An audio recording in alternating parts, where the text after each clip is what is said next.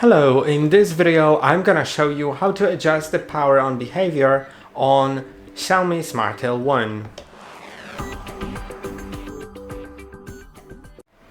Power on behavior settings will let you choose whether you want to start with home screen once you turn on the device, or if you want to start with last chosen input, like for example your HDMI port, which is technically your only input here. So if you want to change it, simply go to the settings with the settings button on your remote, then go to all settings. Now go down to system and then go to power and energy. Find power on behavior and you can set it to Google TV home screen or last used input. And I hope that this video was helpful. Don't forget to like and subscribe. See you in the next one.